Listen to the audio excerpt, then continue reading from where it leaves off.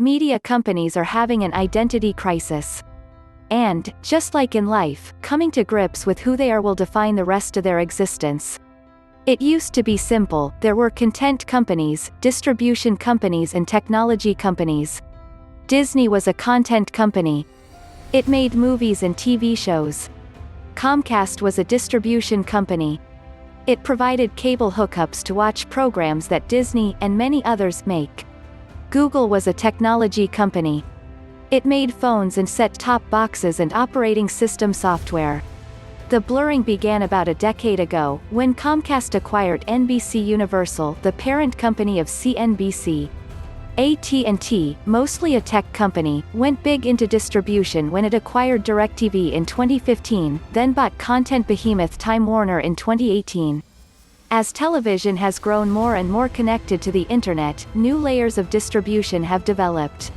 Companies like Roku aggregate streaming applications through hardware. Companies like Netflix aggregate content within a platform. Some companies, like Comcast, are trying to play at nearly every level of the media supply chain, offering broadband, creating flex broadband boxes, developing and selling the Xfinity X1 operating system, creating Peacock as a new digital distribution platform and selling NBC Universal content to other platforms.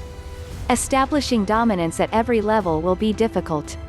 It's part of the reason why Peacock and AT&T's HBO Max are holding out from carriage deals with Roku and Amazon, as CNBC reported earlier this week. It's also why Google suddenly jacked up its YouTube Live pricing 30% in the middle of the pandemic. Companies can only do so many things well. The path these companies choose will dictate how much they spend on content, their M&A strategies, and ultimately, their stock prices. Welcome to the new world order of media. There are now 3 different tiers to content distribution, each relying on the layers below it. The base level of distribution is the same as it's always been, a pipe to the home. The only difference is now the connection may be mobile broadband, such as Verizon's 5G Home, instead of cable or fiber. The next level of distribution is new, aggregating streaming applications, which are replacing linear networks as the main channels of content, and delivering them in new types of hardware and software. In the old world, pay TV companies owned this level of distribution. You'd get a set-top box through Comcast or Dish, and it would contain all the linear TV channels that you subscribe to.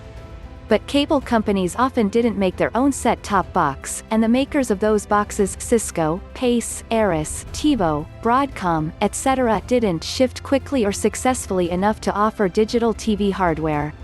Instead, that market went to Roku and Amazon Fire TV, which control about 70% of the more than 400 million connected US TVs.